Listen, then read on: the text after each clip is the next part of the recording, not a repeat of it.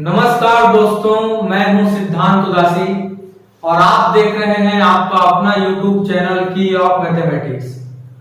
Last video में हमने chapter number 6 coordinate geometry मतलब निर्देशांक ज्यामिति का एक्सरसाइज 1 देखा और उसके इंट्रोडक्शन को जाना। ठीक है, आज हम एक्सरसाइज सेकंड पर बात करेंगे जहां पर हमको किसी भी दो पॉइंट के डिस्टेंस को कैसे फाइंड करना है ये हमें सीखना है। ठीक है, तो हम दो पॉइंट के बीच का डिस्टेंस निकालने के लिए जनरल फार्मूला भी यहां पर देखेंगे कि कैसे बनेगा। ठीक है, उसके बाद हम एक्सरसाइज 2 के क्वेश्चन भी बनाएंगे। तो चलिए शुरुआत करते हैं। देखो, general formula for finding distance between two points. ठीक है, हम यहां पर एक ग्राफ ले लेते हैं समझने के लिए।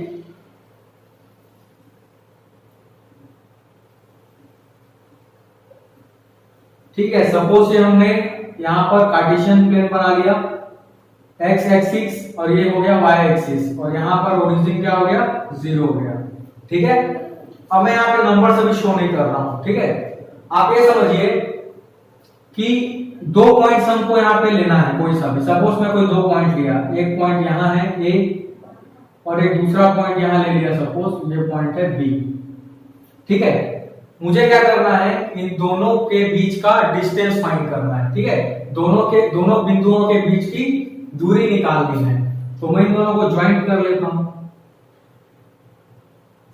अब आपको एग्जाम में या जब क्वेश्चन आएगा तो ए और बी के बारे में बताएगा कोई ना कोई, इसका कोऑर्डिनेट, आखिर इसका कोऑर्डिनेट कितना है। तो अभी हम जो जनरल फार्मूला बना रहे हैं इसलिए हम इसको जनरल फॉर्म में लिख लेते हैं। सपोज इसका जो कोऑर्डिनेट है वो है x1, y1 और इसका जो कोऑर्डिनेट है उसको मान लेते हैं x2, y2।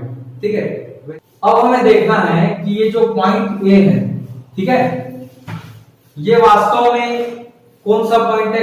इस पॉइंट तक जाने के लिए हमको x एक्सिस में कितना डिस्टेंस कवर करना पड़ेगा, यहां तक कवर करना पड़ेगा। ये x1 है। ठीक है, x1 क्या है, x एक्सिस में जो हमने डिस्टेंस कवर किया मतलब ये पूरा x1 है। ठीक है, ये बात समझ आ गई। अब जब हम y के लिए मतलब y डायरेक्शन में जाते हैं तो इस पॉइंट में इस तरीके से जाएंगे ऐसा। तो ये वाला जो डिस्टेंस है ये पूरा डिस्टेंस कितना है, y1 है, मतलब ये पॉइंट हो गया y1। ठीक है, अब इस वाले पॉइंट तक जाने के लिए मेरे को ओरिजिन से x2 डिस्टेंस कवर करना पड़ेगा। मतलब कहां तक जाना पड़ेगा, करीबन यहां तक। ठीक है, इस पॉइंट तक जाना पड़ेगा। इस पॉइंट तक जाने में डिस्टेंस कितना कवर करना पड़ा मुझे, x2। ठीक है, ये पूरा डिस्टेंस x2 है यहां ओरिजिन से लेके इस पॉइंट तक। फिर जब मैं y डिस्टेंस में गया, y डायरेक्शन में, तो इस तरीके से ऊपर बढ़ूंगा ऐसा। ये बिल्कुल स्ट्रेट जाएगा। थोड़ा बहुत आपको डायग्राम यहाँ पे स्ट्रेट नहीं लग रहा होगा बट ये स्ट्रेट जाता है। ठीक है, कुछ इस तरीके से ये जो है इस पॉइंट से सीधा आएगा, मतलब ये पॉइंट ऐसा सीधा आएगा। ये यहां तक का जो दूरी है वो x2 है। बात समझ आ रही है। y1 डिस्टेंस जब y डायरेक्शन में गया तो ये पूरा दूरी तय किया, ये कितना है, y2 है, मतलब ये वाला पॉइंट हुआ y2 और ये पॉइंट क्या था, x2। ठीक है, अब देखो, अब ये वाले पॉइंट से हम एक क्या कर लेते हैं, परपेंडिकुलर ड्रॉ कर लेते हैं। ठीक है, इस पॉइंट को C मान लो। ठीक है, तो ये जो डिस्टेंस होगा ये इसके बराबर हो जाएगा। ठीक है, अब यहां पर जैसे हमने परपेंडिकुलर ड्रॉ किया तो यहां पर क्या बन गया, 90 डिग्री बन गया। ठीक है, अब ध्यान से समझना, यहां पर हम लोग को करना क्या था, ये दोनों पॉइंट का डिस्टेंस निकालना था, मतलब डिस्टेंस ऑफ AB। हमको क्या फाइंड करना है, डिस्टेंस ऑफ AB मतलब पॉइंट A से पॉइंट B का डिस्टेंस। ठीक है, तो हम यहां पर क्या देख रहे हैं, ऊपर में एक राइट एंगल ट्रायंगल बन गया। ठीक है, एक एंगल 90 डिग्री है और ये राइट एंगल ट्रायंगल बन गया। अब यहां पर इस राइट एंगल ट्रायंगल का ये क्या होगा, बेस होगा। ठीक है ना, बेस होगा। तो इस बेस को हम निकालना चाहें तो कैसे निकालेंगे, ये दूरी कितनी होगी, ये पूरा डिस्टेंस इसके बराबर होगा। और ये कैसे फाइंड करेंगे, देखो यहां से लेके पूरा यहां तक टोटल डिस्टेंस x2 है, तो इस पूरे डिस्टेंस में से अगर मैं x1 के डिस्टेंस को माइनस कर दूं, इस पूरे से इसको माइनस कर दूं, तो जो बचेगा वो ये होगा, है ना। मतलब यहाँ पे AC की जो वैल्यू है वो x2 माइनस x1 करने से मिल रही है, x2 माइनस x1। ठीक है, फिर से समझिएगा, ये जो डिस्टेंस है ये कैसे मिला, ये जस्ट इसके इक्वल है, और ये कैसे मिलेगा, इस पूरे x2 से इतने को माइनस करने से, x1 को हटाने से। ठीक है, वैसे ही जब हम इस परपेंडिकुलर को निकालना चाहेंगे BC, तो ये कैसे मिलेगा, तो देखो यहां से लेके पूरा यहां तक का जो डिस्टेंस है वो कितना है, y2 है। मतलब ये पूरा डिस्टेंस यहां से यहां तक का y2 है, नीचे तक का। और ये वाला डिस्टेंस कितना है, ये वाला y1 है। मतलब यहां से लेके यहां तक की वैल्यू पूरी y1 है। तो हमको अगर BC फाइंड करना है तो हम पूरे y2 से इस y1 को घटाएंगे तो हमको क्या मिल जाएगा, BC मिलेगा। तो ये पूरा कितना है, y2, और इसमें से y1 घट जाएगा तो क्या बनेगा, y2 माइनस y1। ठीक है, ये वाला इसका क्या हो जाएगा, परपेंडिकुलर, y2 माइनस y1। बात समझ आ रही है। अब देखो हमको बेस भी मिल गया और परपेंडिकुलर भी मिल गया, तो हम हाइपोटेनियस को फाइंड कर सकते हैं पाइथागोरस थ्योरम से, है ना। तो भाई पाइथागोरस थ्योरम क्या पढ़ा है हमने पाइथागोरस में, कि जो स्क्वायर ऑफ हाइपोटेनियस होता है वो बाकी दोनों के स्क्वायर के सम के इक्वल होता है ना। In right angle triangle square of hypotenuse is equal to the sum of squares of other two sides. ठीक है, hypotenuse square is equal to perpendicular square plus base square. ठीक है, square of hypotenuse is equal to sum of squares of other two sides. ठीक है, अब यहां पर देखो हमारा हाइपोटेनियस कौन है, AB है ना। तो AB का क्या कर देंगे, होल स्क्वायर, और परपेंडिकुलर कौन है, ये BC है, तो BC का स्क्वायर हो गया। ठीक है, बेस कौन है, AC है, तो AC का भी हमने स्क्वायर कर दिया। अब वैल्यू पुट अप करना है। अब ये AB तो हमको फाइंड करना है, डिस्टेंस ऑफ AB हमको निकालना है, तो ये तो अभी AB ही रहेगा।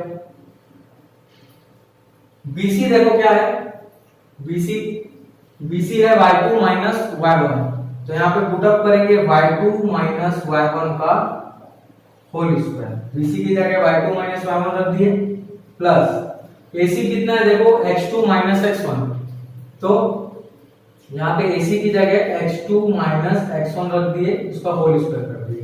ठीक है, अब ये जो स्क्वायर है वो उस तरफ ट्रांसफर कर देंगे, तो AB is equal to under root बनेगा। ठीक है, क्या बन जाएगा, अंडर रूट बनेगा। इसको आगे पीछे भी लिख सकते हैं, तो x2 माइनस x1 का whole square plus y2 minus y1 का होल स्क्वायर। ये बन जाएगा हमारा जनरल फॉर्मूला किसी भी दो पॉइंट के बीच का डिस्टेंस फाइंड करने के लिए। ठीक है, क्या चीज है, AB बराबर under root x2 minus x1 का whole square plus y2 minus y1 का होल स्क्वायर। आपको क्वेश्चन में दो पॉइंट्स दे देगा, ठीक है, A और B, कोई भी दो पॉइंट हो सकता है, वो दोनों पॉइंट के बीच का डिस्टेंस निकालना है। तो आपको एक पॉइंट को x1 y1 ले लेना है और दूसरे वाले को x2 y2 लेट करना है। ठीक है, और फिर इस फॉर्मूले में पुट अप करके डिस्टेंस हम फाइंड कर सकते हैं। तो चलिए अब हम एक्सरसाइज के क्वेश्चन देखेंगे, जिससे कि हमको पता चलेगा कि कैसे डिस्टेंस फार्मूला का यूज करना है। ठीक है, आइए अब हम देखते हैं question number second, exercise second का। ठीक है, if PA is equal to PB, अगर P कोई पॉइंट है, उसका A से डिस्टेंस और उसी पॉइंट P का B से डिस्टेंस इक्वल है, and the coordinate of point A and B, और A और B का कोऑर्डिनेट बताया है 2 0 एंड -2 4। ठीक है, रिस्पेक्टिवली A का ये वाला है और B का ये वाला पॉइंट है। And if P lies on the y axis, बोल रहा है कि जो P है वो y एक्सिस पे लाई करेगा, उसका कोऑर्डिनेट नहीं बताया है, सिर्फ ये बोला है कि y एक्सिस का पॉइंट है। Then calculate the coordinates of point P। तो हमको P का कोऑर्डिनेट को फाइंड करना है। तो देखो इसको किस तरीके से बनाना है। सबसे पहले जितने पॉइंट्स दिए हैं उसको नोट करो। देखो आपके पास ए पॉइंट है कितना, -2 4, ठीक है। बी पॉइंट है कितना, ये वाला, सॉरी ए पॉइंट ये वाला है 2 0, और बी पॉइंट कौन सा है, -2 4। ये दोनों को लिख लिए। अब सिंस हमको बताया है कि P lies on y axis, ये बात हमको बताया है, ठीक है। तो पॉइंट ऑफ मतलब कोऑर्डिनेट ऑफ P हम लेट कर लेते हैं, coordinate of point P let कर रहे हैं, कितना होना चाहिए। देखो जो भी पॉइंट y एक्सिस पे लाई करता है उसका x कोऑर्डिनेट 0 होता है, मतलब एब्सिसा 0 होता है। तो हम इसको 0 लेंगे, ये तो फिक्स है, पर ये नहीं पता कि ये क्या है। तो यहां पर हम लोग कोई वेरिएबल ले लेते हैं, सपोज k ले लिए, ठीक है। अब हमको एक बात और बताया है क्वेश्चन कि P का A से डिस्टेंस और P का B से डिस्टेंस दोनों क्या है, बराबर है। तो according to question PA is equal to PB है, ये हमको बता दिया है ना। तो यहां पर क्या देखना है, देखो इसमें अगर हम लोग डिस्टेंस का फॉर्मूला लगाते हैं तो हमको उससे k मिल जाएगा, k मिलेगा तो हमको P का कोऑर्डिनेट पता चल जाएगा। तो चलो यहां पुट करते हैं। तो PA इज इक्वल टू, यहां पे फॉर्मूला रखेंगे, देखो इसको यहां पर बनाते हैं, ठीक है। क्या दिया है, PA is equal to PB। PA का वैल्यू पुट करो, P कौन सा है, ये वाला ना। तो ये हो गया मान लो x1 y1, और ये कौन हो गया, ये जो है वो x2 y2, ठीक है। फार्मूला के हिसाब से पुट करेंगे, x2 x1 तो 2 0 whole square plus y2 y1 तो 0 k होल स्क्वायर, ठीक है। फार्मूले में पुट किए, इज इक्वल टू PB। देखो PB कितना होगा, ये x1 y1 मान लो, और इसको अब इस बार इसको x2 y2 मान लो, ठीक है। x2 x1 -2 0 का whole square plus y2 y1 4 k का होल स्क्वायर, 4 k का होल स्क्वायर, ठीक है। अब बीच में इक्वल का साइन लगा है तो दोनों तरफ से स्क्वायर रूट को हम लोग यहां से हटा सकते हैं, ठीक है। अब जो वैल्यू बची उसको लिखो, 2 0 का होल स्क्वायर करेंगे कितना आएगा, 2 0 मतलब 2 का स्क्वायर 4 प्लस 0 k का होल स्क्वायर क्या होगा, 0 k मतलब -k का स्क्वायर प्लस में k स्क्वायर, ठीक है।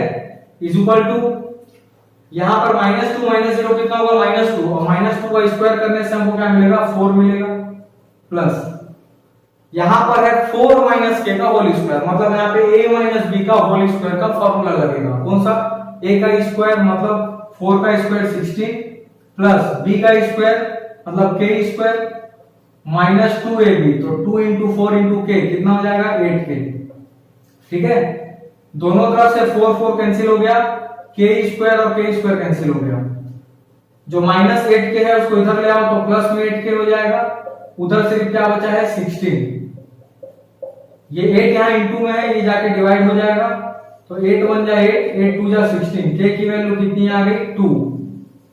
अब चूंकि k की वैल्यू हमको पता चल गई है तो हमको पता चल गया कि इस p का कोऑर्डिनेट कितना है, 0 और k कितना है, 2, मतलब p का कोऑर्डिनेट था 0 2। आपको ये वाला क्वेश्चन समझ आया। अब हम इसी तरीके से एक क्वेश्चन और देखेंगे इस एक्सरसाइज से। देखते हैं question number 5, find the coordinate of the point. हमें एक पॉइंट का कोऑर्डिनेट निकालना है which is on y axis, जो कि y एक्सिस पे है, और एट इक्विडिस्टेंट फ्रॉम 5 2 एंड 3 4। मतलब कितनी बातें बताया है, हमको एक ऐसे पॉइंट का कोऑर्डिनेट निकालना है जो कि y एक्सिस पे है और उसका इस पॉइंट से और इस पॉइंट से डिस्टेंस क्या है, इक्वल है, ठीक है। तो यहां पे लेट कर लेते हैं पॉइंट्स को। सपोज जिस पॉइंट को मेरे को निकालना है वो y एक्सिस का पॉइंट है, तो मैं क्या कर लेता हूँ यहाँ पे 0 लेट कर लेता हूँ और इसको k ले लेता हूँ, क्योंकि जो भी पॉइंट y एक्सिस का होगा उसका x कोऑर्डिनेट 0 होता है। ठीक है, अब उसके बाद यहाँ पर इस वाले पॉइंट को a ले लेते हैं 5 - 2, ठीक है, और इस वाले पॉइंट को b ले लेते हैं, इसको 3 4। अकॉर्डिंग टू क्वेश्चन हमको ये बोल रहा है कि जो p का a से डिस्टेंस है p के b से डिस्टेंस के बराबर है, मतलब तो p का a से डिस्टेंस और p का b से डिस्टेंस इक्वल है। तो यहाँ फार्मूला लगाएंगे, p का a से डिस्टेंस कैसे निकलेगा, ये हो गया आपका x1 y1 और ये क्या हो गया x2 y2।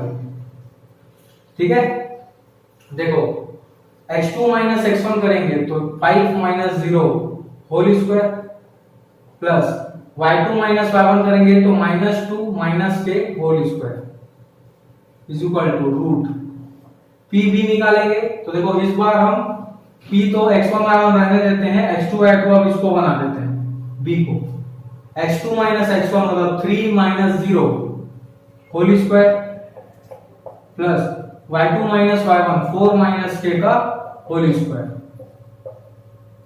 ठीक है, ये बात समझ आ गई। अब देखो अंडर रूट दोनों तरफ से कैंसिल हो जाएगा, है ना, स्क्वायर रूट जो है इक्वल का साइन है। 5 - 0 का होल स्क्वायर कितना होगा 25 प्लस यहां देखो a - b का होल स्क्वायर करेंगे तो a कौन है -2, तो -2 का स्क्वायर 4, उसके बाद प्लस b स्क्वायर, तो प्लस b कौन है k, तो k का स्क्वायर, उसके बाद -2ab करते हैं तो यहां पर क्या हो जाएगा -2 इंटू k, मतलब ये वाला साइन प्लस हो जाएगा 2 2 जा 4k। ठीक है, अब यहां पर देखो 3 - 0 का स्क्वायर कितना होगा 9 प्लस 4 का स्क्वायर 16 प्लस k का स्क्वायर -2 4 जा 8k, मतलब यहां पे क्या लग गया a square plus b square -2ab, दोनों तरफ से k स्क्वायर कैंसिल आउट हो जाएगा। ठीक है, और बाकी चीजें सॉल्व करेंगे। 25 प्लस 4 कितना होगा 29 plus 4k is equal to 9 plus 16 कितना हो जाएगा 25 और उधर कितना है -8k, k को एक तरफ कर लेते हैं, -8k इधर लाते हैं प्लस 8k और ये प्लस 4k, यहाँ पे पहले से 25 है और इधर चले जाएगा कौन 29, तो माइनस में। ठीक है, 8k प्लस 4k कितना हो जाएगा 12k हो जाएगा, और 25 - 29 करेंगे तो कितना आएगा -4। अब 12 को डिवाइड करेंगे -4/12। ठीक है, 4 1 जा 4, 4 3 जा 12, k की वैल्यू कितनी आ गई -1/3। k की वैल्यू -1/3 आ गई, इसका मतलब जिस पॉइंट की बात कर रहे हैं, ठीक है, वो पॉइंट कितना होगा, देखो p 0 और k की जगह कितना -1/3।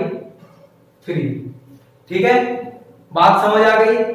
अब हम लोग क्या करने वाले हैं, नेक्स्ट वीडियो में हम लोग एक्सरसाइज 3 पर बात करेंगे। ठीक है, आज के लिए हमने सीखा डिस्टेंस 2 पॉइंट का कैसे निकाला जाता है, तो आप इसे प्रैक्टिस कीजिए। आपको कोई भी प्रॉब्लम आती है तो आप कमेंट सेक्शन में जरूर लिखें। Thank you so much.